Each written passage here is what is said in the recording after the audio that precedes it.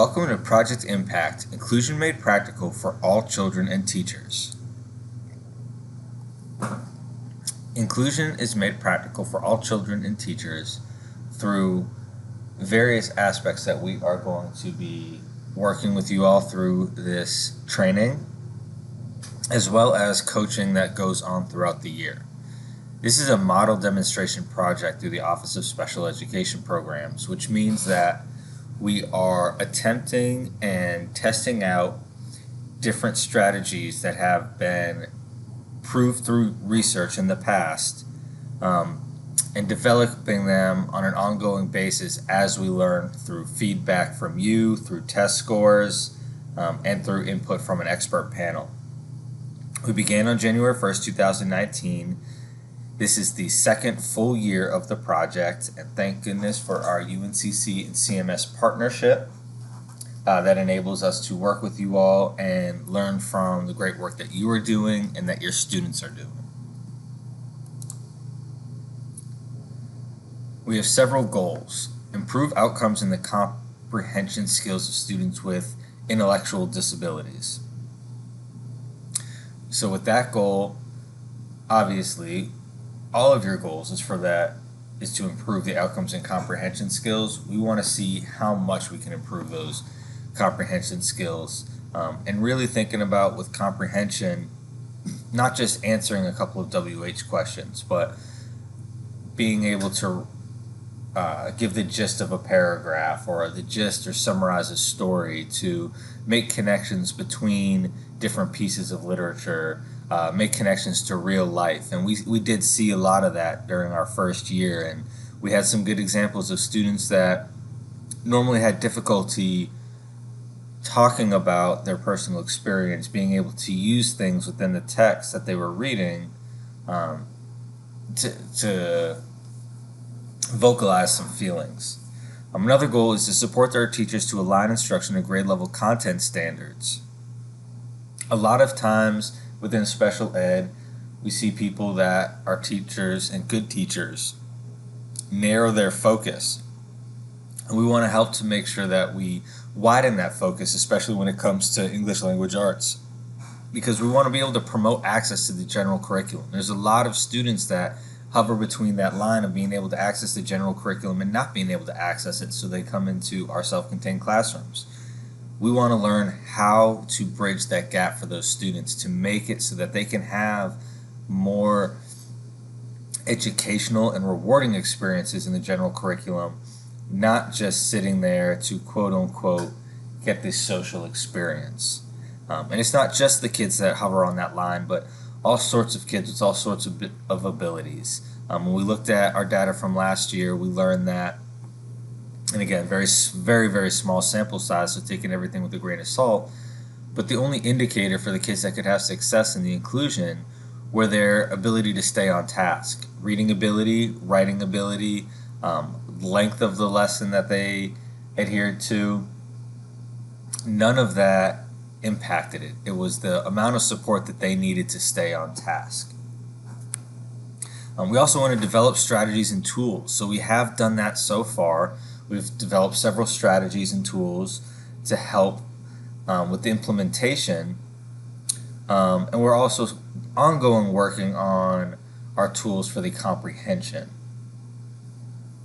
And then also a big piece of this is providing intensive coaching. Throughout the year, last year we spent a lot of time at the beginning of the year coaching with our special ed teachers. This year we want to spend time in the first half of the year with our general ed, special ed, and teacher assistants, coaching them. And then there's ongoing coaching throughout the year as we work towards that inclusive process. We want to build up skills and make sure that they're sustainable skills, that once the teachers do not have that coaching consistently, that those skills are ingrained in a part of their practice.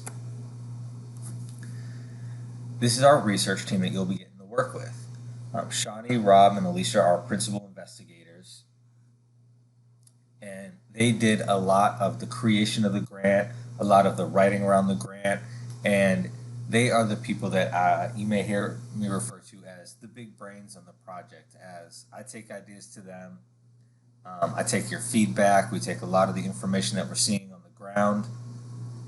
And Shawnee, Rob, and Alicia do a fantastic job of helping to synthesize what all that means and to include it in our practice and include it in our research in an ethical and appropriate way.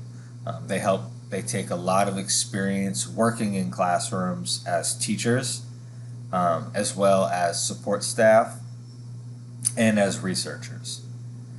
Brett Serrato, me, I'm the research associate, and so that means that I am doing a lot of the legwork and the connection between the schools and our principal investigators. I do a lot of the development of materials along with Holly. And I'm also going to be one of your primary coaches.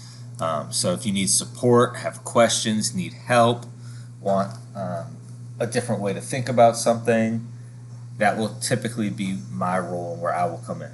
My background before I was a research associate starting last year, I worked as a support staff for the district, primarily supporting in autism, whether that behaviorally or instructionally, across the spectrum, from kids that with our highest functioning capabilities to the kids that needed the most levels of support at Metro. Before that, I was a self-contained teacher at Bradley Middle School as well as at Metro School.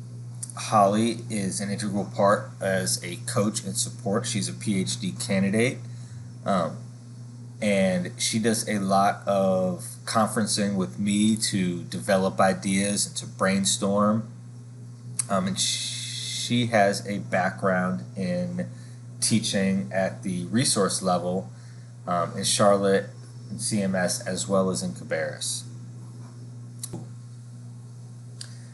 Lynn Algram-Dalzell, Dr. Lynn, is one of our data analysts who we send our data to. She helps coming up with our questions for different surveys that we do, and she will also run the focus group. So she is able to look at data and look at information behind a code so that she has no personal connection, and she can run our focus groups along with Tuba to get information and not have the information that you're conveying be associated with the person, so that you can feel open and free about sharing those comments and those critiques. And Tuba Geezer is our other data analyst who works with Lynn, and she's as well a PhD candidate. Why do we teach literacy? The goal of learning for students with significant cognitive disabilities is to enhance their quality of life. Literacy has such an impact across a wide spectrum within your quality of life. Being able to read for leisure, read for pleasure, read because you need to learn something or do something. Literacy is not just being able to read a book, but also being able to take in a piece of literature or other media and be able to understand it and process it. Instruction in literacy provides a unique tool for promoting quality of life through increasing their communication, increasing comprehension, and increasing the ability to produce messages. When you can't synthesize your feelings or synthesize the information to then convey how you feel or what you need, there's a huge impact on quality of life. And although it's not going to be perfect, if we increase the access and the tools and the opportunities, then we can increase quality of life. And while not all students may learn to read, all should have the opportunity to learn to access, understand, and produce.